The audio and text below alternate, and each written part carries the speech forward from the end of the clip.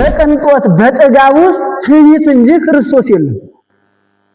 የሰማይ መላእክት ሳይቀር የዮሐንስን አፈወርቅ ትርጓሜ ለመስማት ይመጡ ነበር። ክርስቶስ ይፈውሳል፣ እነሱ ይገላሉ። የሰው ትልቁ ድክመቱ የተበደለውን በደል አለመርሳቱ ነው። ሕይወት ወልዳ ግን ልጅ የሞተባት እሷ ናት እኮ። ትንሣኤ ቢመጣ ማን ነው እንኳን አደረሳችሁ የምንለው? እመቤታችን ነው አይደል? እንኳን ደስ አለሽ የምንለው። የክርስቶስን መከራ ከእመቤታችን የተሻለ ማን ሊነግረን ይችላል? በአዛኝ ልቡናዋ ውስጥ ምን ተሰበከ ማለት ነው? የአይሁድ ክፋት ተሰበከ። አንድ ሰው ስጋው ደግሞ ከመቀበሉ በፊት 18 ሰዓት ይጹም ይላል፣ አፉ እስከሚመር ድረስ።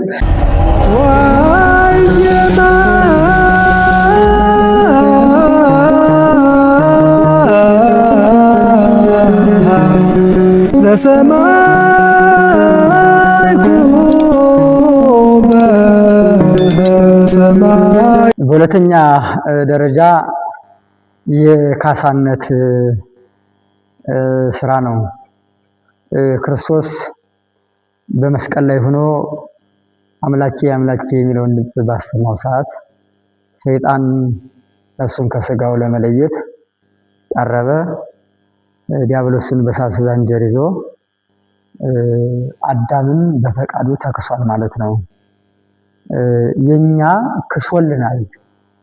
ለምሳሌ እኛን ያጠፋነውን ጥፋት የበደለውም በደል ከእግዚአብሔር ውጭ ሊፈታልን የሚችል አካል የለም። የፈረደብን እግዚአብሔር ስለሆነ የእግዚአብሔርን ፍርድ መሻር የሚችለው ደግሞ እግዚአብሔር ነው። እግዚአብሔር ደግሞ ፍትሃዊ ነውና ፍርዱን እንዳልተሻረ ለማጠየቅ 5500 ዘመን ፈረደብን።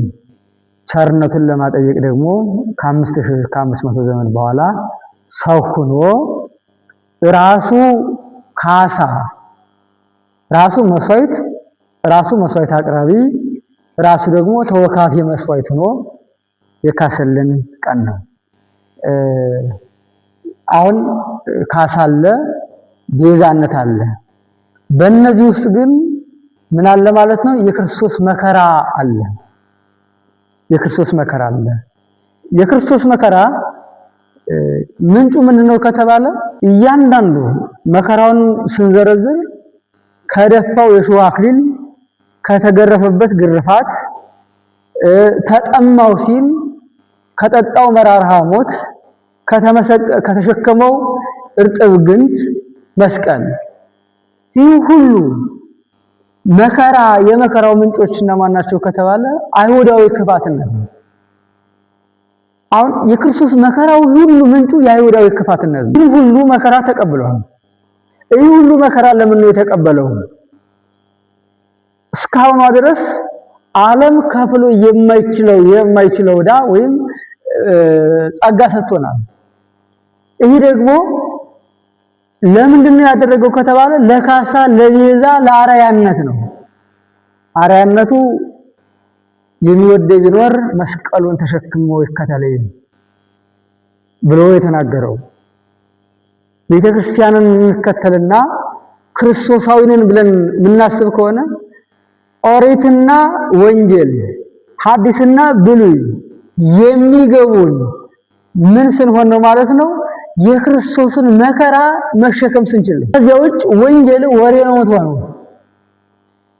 ከዚያ ውጭ ወንጌል ምንም አይደለችም። የአባቶች ነቢያት ትንቢት፣ ሱባኤ፣ ጸሎት፣ ክርስቶስ በመዋዕለ ሥጋዌ ያስተማራት ወንጌል ምስጢራቸው፣ ሐሳባቸው ይገባን ሕይወት የሚሆነው የክርስቶስ መከራ ሲገባ ነው።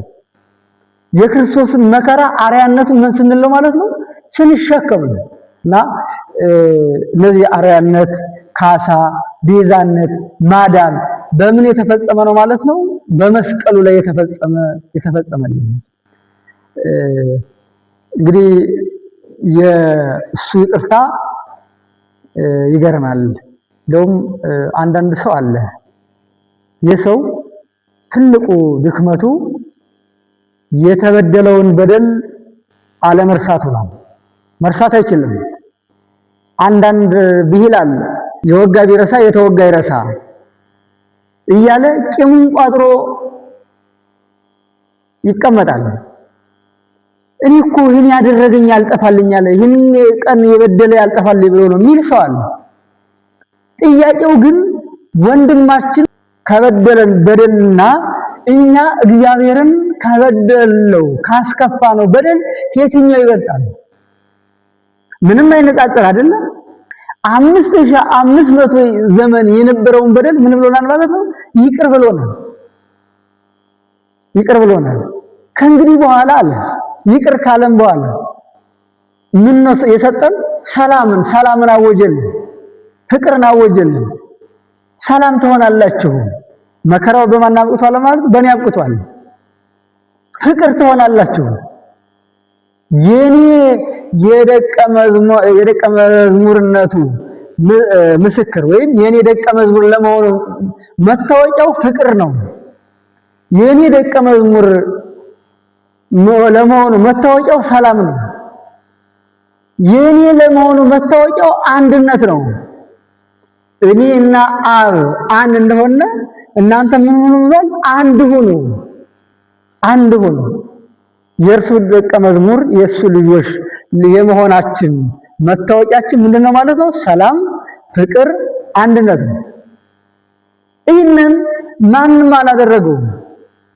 በጣም ብዙ እድሜ የኖሩ ሰዎች ነበሩ። ማቱሳላ 969 ዓመት ኖሯል። ግን በእድሜ ብዛቱ ይህን ማድረግ አልቻለም። ብዙ ልጆች የወለዱ አበው አሉ። በልጅ ብዛት ክርስቶስ ያደረገውን ነገር ሊያደርጉልን አልቻሉም። ከሞት የተሰወሩ እነ ኤልያስ አሉ። ይህንን ግን ሊያደርጉልን አልቻሉም። በኃይላቸው የሚመኩ ኃይለኞች አሉ። በመንግስታቸው፣ በስልጣናቸው፣ በመስዋዕታቸው ብዙ መስዋዕት ይሰው የነበሩ፣ በክህነታቸው፣ በትንቢታቸው ብዙ ትንቢት የተናገሩ እስከ ዕለተ ምጽአት ያለውን ሁኔታ አይተው ከሩቅ ተመልክተው የተናገሩ ሞትን ማሸነፍ የቻሉ ሰዎች ነበሩ። እነዚህ ሁሉ ይህንን ማድረግ አልቻሉም። በእድሜ ብዛት፣ በሀብት ብዛት፣ በስልጣን መኖር፣ እነዚህ ነገሮች ሁሉ የሚገኝ ሀብት አይደለም ያወጀልን። ሀብት ያለው ሰላም የለም። እድሜ ያለው ሁሉ ጤና የለውም። ስልጣን ያለው ሁሉ ፍቅር የለውም። የለበሰ የበላ የጠጣ የኖረ ሁሉ ይህ ነገር የለውም። የሱ ለመሆናችን ማረጋገጫው ምን ሰጠን ማለት ነው? ፍቅርን ሰጠን። ደቀ መዛሙርቱን አንድ ነገር ብሏቸዋል። ሰይፍ ይዛችኋልን ብሎ ጠይቋቸው ነበር። እነርሱም አዎ ጌታ ሆይ 2 ሰይፍ ይዘናል አሉት። መጀመሪያ ግን አንድ ነገር ነበር ያላቸው። ስምዖን ሰይጣን ሰአለ ከመ ያንፍቅክሙ ከመ ዓለምስ፣ ሰይጣን እንዳዳል ሊያበጥራችሁ መለመንን ለመነ። እናንተ ሰይፍ ይዛችኋል ወይ አላቸው። እነርሱ ግን ተራ ሰይፍ ነበር የመሰላቸው። አዎ በጋ ፋሲካውን ያረርንበት 2 ሰይፍ አለ ብሎ መለሱለት። ሰይፍ ያላቸው ሃይማኖትን፣ ሰይፍ ያላቸው ፍቅርን፣ ሰይፍ ያላቸው ምግባርን። አሁን ሰይጣን ለመነ። እንደምን ሊያበጥራችሁ? እንዳጃ እንደ ስንዴ ሊያበጥራችሁ ለመነ። ይህን ሰይጣን የምትመክቱበት ምን ያስፈልጋቸዋል? ሰይፍ ያስፈልጋቸዋል። መቼም ሰይጣንን ለመመከት ምድራዊ ሰይፍ አይደለም፣ ሃይማኖት ነው አይደለም። ሰይጣንን ማሸነፍ የቻሉት ሰይጣንን ከሰው ያራቁት በሃይማኖት ሰይፍ ነው። ይህንን አድርጓል እና በዓለም ምንን አወጀልን ማለት ነው? ሰላምን አወጀልን። አንደኛው ክርስቶስን ስናስብ የክርስቶስን ቤዛነት፣ አርያነት፣ ካሳነት፣ ማዳን፣ መከራውን በሙሉ አብረን እንድንታመን። ቤተክርስቲያናችን ከበሮ የህመሙ ምሳሌ ነው። የዜማው ምልክቶች የህመሙ ምሳሌ ናቸው። ለምሳሌ ጨረት የሚባለው፣ ድፋት የሚባል አለ፣ ርክርክ የሚባል አለ። አሁን ጭረት የሚባለው የሰውነቱን አጥንቱ እስከሚቀር ድረስ የገረፉትን ነው። ግርፋቱን ያመለክታል። መውረዱን ማረጉን ያመለክታል። እና የዜማው ምልክት ሳይቀር ምኑን ይሰብካል ማለት ነው? ሕማሙን ይሰብካል። ካህናት የሚጠመጥሙት የሚደፉት መነኮሳት የሚደፉት አክሊለ ሦክ የሚሰብክ ነው መከራው። አንድ ሰው ስጋው ደግሞ ከመቀበሉ በፊት 18 ሰዓት ይጹም ይላል አፉ እስከሚመር ድረስ። ክርስቶስ መራራ ሐሞት ለመጠጣቱ ይህንን መከራውን እየተነገረ ነው። ከበሮ የሚገነዝበት ወይም የሚታሰርበት ክርስቶስ ክፍት ነው የሚሆነው። ክርስቶስ አጥንቱ እስከሚቆጠር ድረስ ገርፈውታል። አጥንቱ እስከሚቆጠር ድረስ እያንዳንዱ ከቤተ ክርስቲያን ጉልላት ላይ ምን አለ ማለት ነው? መስቀል አለ። የቤተ ክርስቲያን ጉልላቷ መስቀል ነው። ከእያንዳንዱ ክርስቲያን ማተም ምን አለ? መስቀል አለ። እያንዳንዱ ሕይወት ውስጥ ምን አለ ማለት ነው? መስቀል አለ ማለት ነው። የክርስትና ሕይወት መከራን መለማመድ ነው። መከራን መለማመድ። መከራ ሲባል በዚህ ዓለም ያለውን በመንግስተ ሰማያት ያለውን ደስታ ለማግኘት በዚህ ዓለም ያለው መከራ መለማመድ ነው። ያው ትንሽ ስንሰግድ ታውቃላችሁ መጓዝ ያቅተናል። ትንሽ መከራ ይህ ሳምንት እንዲህ ያለ ከመከራው ጋር አብረን የመከራው ተሳታፊዎች እንሆናለን ማለት ነው። አይሁድ ክፋት ነው የምናየው። የአይሁድ ክፋት ይገርማል። በኢየሩሳሌም ያልተደረገ ታምር የለም፣ ያልተሰራ ታምር የለም። እስቲ በወንጌል ውስጥ ከተጻፉ ታምራት በኢየሩሳሌም ያልተደረገ ታምር ምን አለ? ክርስቶስ ሲያስተምር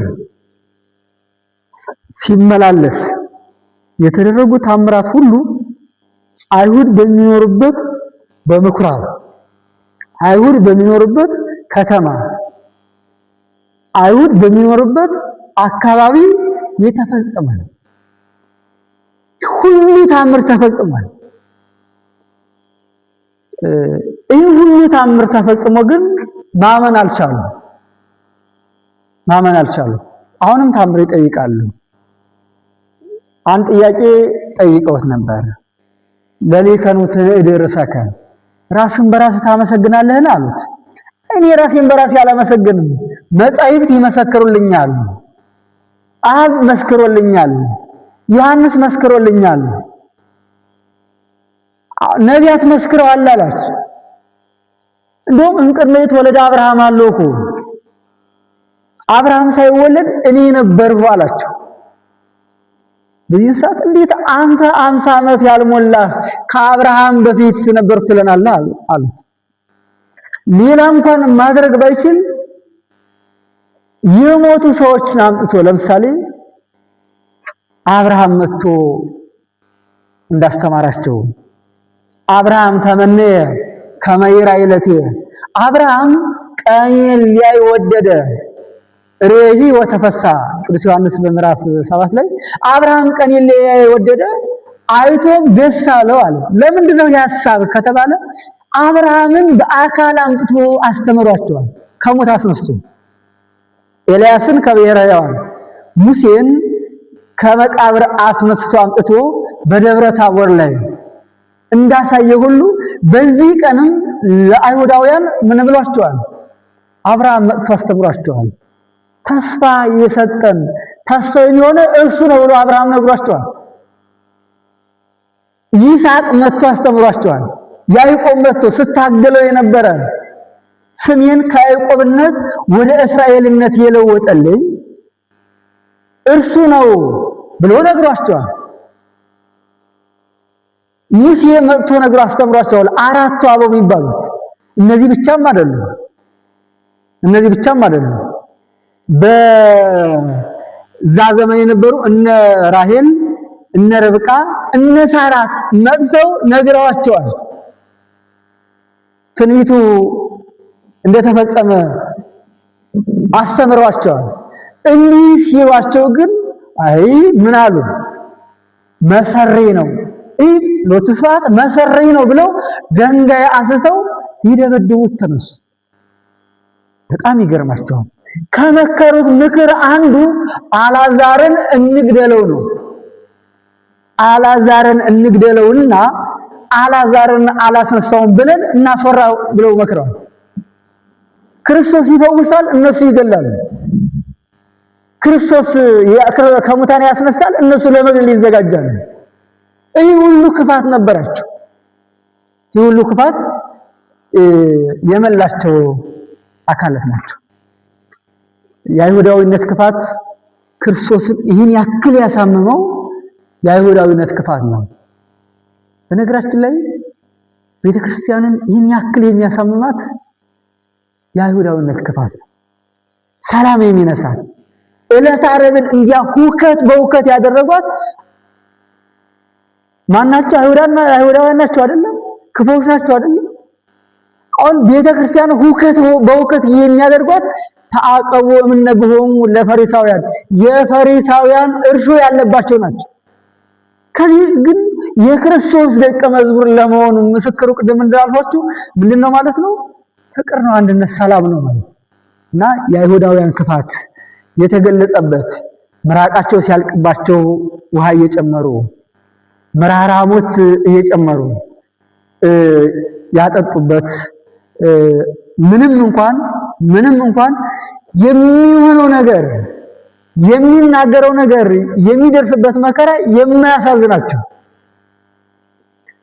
እጽፍ ድርብ መከራ ያደረሱ እንደ ባይሁድ ሕግ ገርፈውታል፣ በሮማውያን ሕግ ምሎታል፣ ሰቅለውታል። በሮማውያን ሕግ ሰቅለውታል። ሙቶን በጦር ወግተውታል። ሙቶ እያለ መቃብር ውስጥ ነው፣ መቃብሩን ጠብቀዋል።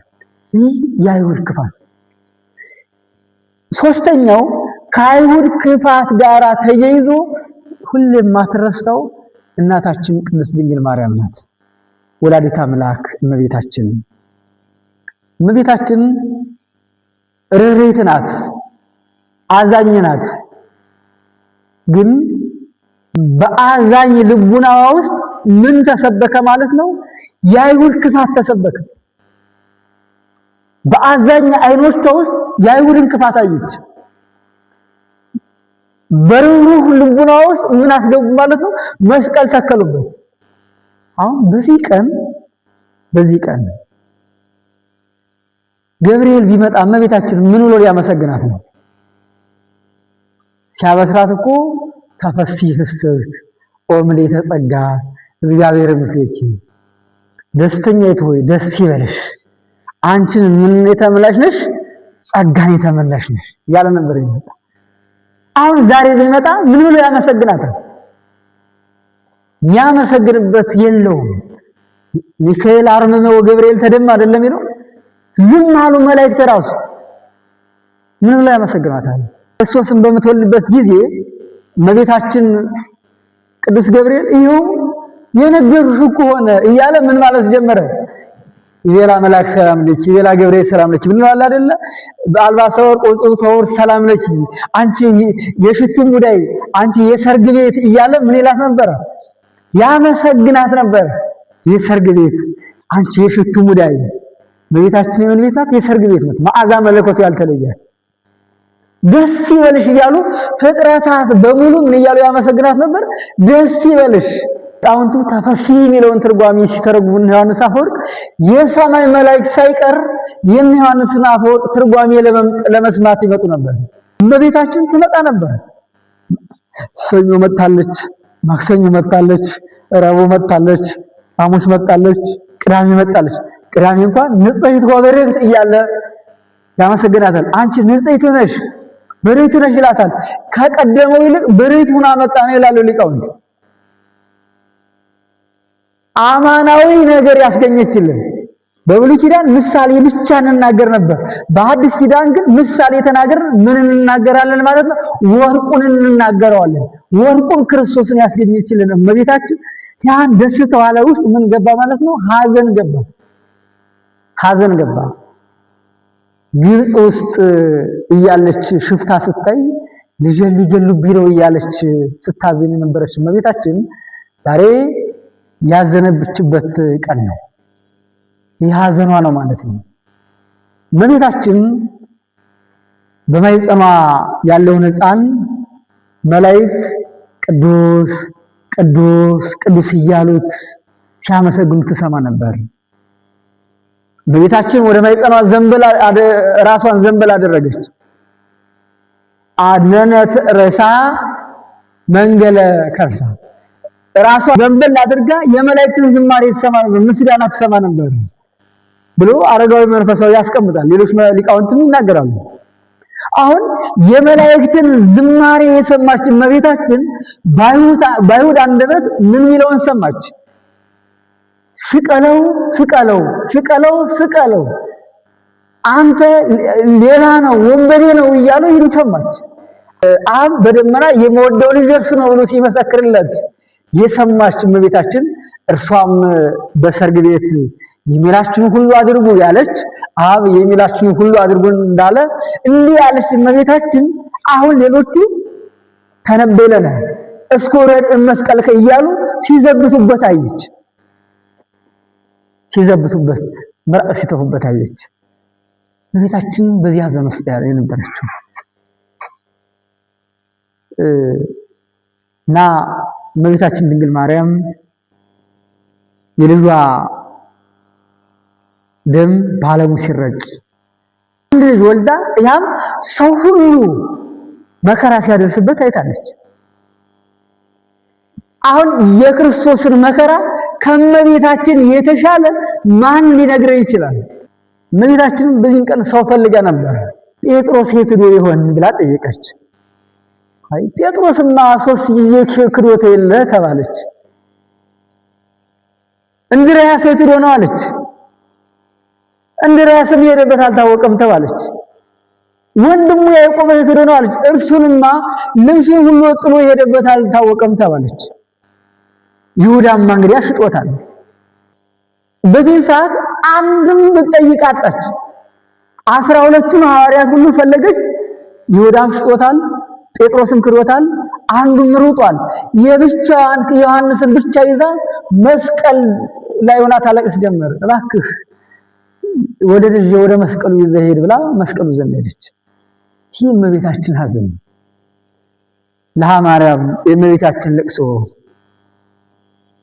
ብሎ አባ ሕርያቆስ እንዳስቀመጠው የእመቤታችን የልቅሶ መጽሐፍ አላት። እያለቀሰች አሁን ትንሣኤ ቢመጣ ማን ነው እንኳን አደረሳችሁ የምንለው? እመቤታችን ነው አይደል? እንኳን ደስ አለሽ የምንለው ምትባለም እሷ ናት። አስባችሁታል? የዓለሙን ሁሉ ምግብ ይዛ እኮ የተራበች እሷ ናት። የዓለሙን ሁሉ መጠጥ ይዛ የተጠማች እኮ እሷ ናት። ሕይወት ወልዳ ግን ልጅ የሞተባት እሷ ናት እኮ። በቤተ ክርስቲያናችን ይህ ሳምንት ከእመቤታችን ጋር አብሮ ማልቀስ ምን ያለ ነው ማለት ነው? የተፈቀደ ነው ማለት ነው። ሙሽራዋ ቤተ ክርስቲያንም አብራ ታለቅሳለች። ሙሽራ ባለበት ሙሽሪት ትኖራለች። ሙሽሪት ባለችበት ደግሞ ሙሽራው ይኖራል። ሙሽራውን ምን ሲያለብሱ ታይታለች? ቀይ ግምጃ ሲያለብሱ ታይታለች። እርቃኑን ሲሆኑ አይታለች። መስቀል ሲያሸክሙት አይታለች። ምራቅ ሲተውበት አይታለች። ማን? ሙሽሪቱ ቤተ ክርስቲያን። እርሱም ቤተ ክርስቲያንን ምን ብሎ አልተዋትም። ነገ ወደ ዓለም ስትሄዱ ምን ይላቸዋል? አይናችሁ ይጠፋል፣ እግራቸውን ይቆርጧቸዋል፣ ሰማዕትነት ትቀበላላችሁ፣ መከራ ይደርስባችኋል ብሏቸው ነበርና መከራ ሲደርስባት ቤተ ክርስቲያንን ምን አላትም? አልተዋትም። ክርስቶስ የሚገኘው በመከራ ውስጥ ነው። በቅንጦት በጥጋብ ውስጥ ትዕቢት እንጂ ክርስቶስ የለም። በመከራ ውስጥ ማን አላት ማለት ነው? ከቤተ ክርስቲያን ክርስቶስ አለ። እርሷም ሙሽራዋ ቅድስት ቤተ ክርስቲያንም ከሙሽራዋ ከክርስቶስ አልተለየችም። መቃብር ሲወርድም ሲነሳም ሲያረግም መምጣቱንም በመጠባበቅ አይነት ማለት እና ዕለተ ዓርብ የሚባለው ቤተ ክርስቲያን የምትባለዋ ሁሉ ነገሯ ተሰርታ ያለቀችበት የሰርጓ ቀን በዮርዳኖስ ታጭታ ነበረ። በሰርጓ ዮርዳኖስ ላይ በነ ርብቃ በነሲፓራ ልማት ዮርዳኖስ ውሃ ላይ አጭቷት ነበረ። ዮርዳኖስ ላይ ያጫቱን ቤተክርስቲያን ብዙ ቦታ ስለ ሙሽራውና ስለ ሙሽሪት አስተምሯል። ዘወቱ መራት መራዊ ውቱ ለልጅ ሰርግ መንግስተ ሰማያት ለልጁ ሰርግን ያደረገ ሰውን ትመስላለች። ቀሪ እህሉ ጥሩ ብሎ ቀሪዎችን ላከ። ያገኙት ሁሉ ሰብስበው አመጡለት ወደ ሰርጉ ቤት ሰብስበው አመጡለት። በሰርጉ ቤትም አንድ የሰርግ ልብስ ያለበሰ ሰው ነበረ። የሰርግ ልብስ ያለበሰውንም ከሰርጉ አስወጣው ይላል። ሙሽራው ክርስቶስ ነው። ሙሽሪት ቤተክርስቲያን ናት። የሰርግ ቤቱ ደግሞ ዘመነ ወንጌል ወይም መንግስተ ሰማያት ነው። የሰርግ ልብስ ያለበሰው ይሁዳ ነው። ሙሽራው መከራ ሲቀበል ቤተክርስቲያንም አብራ ስታለቅስ ትኖራለች ማለት ነው። በእርግጥ የዕለተ ዓርቡን ክርስቶስ ያደረገውን ነገር ተናግሮ ላያልቅ ይችላል። መጀመሪያ ላይ እንደተናገርኩትኝ ዕለተ ዓርብን ለመረዳት በመላ ዘመናችን ኑሮ ማድረግ ህይወት ማድረግ ካልሆነ በቀር ብንናገረው ብዙ ነገር አይገባም ካልኖር ነው ለማለት ነው። የረዳንና ያገዘን ልዑለ ባሕርይ እግዚአብሔር ስሙ የተመሰገነ ይሁን። ይቆየን።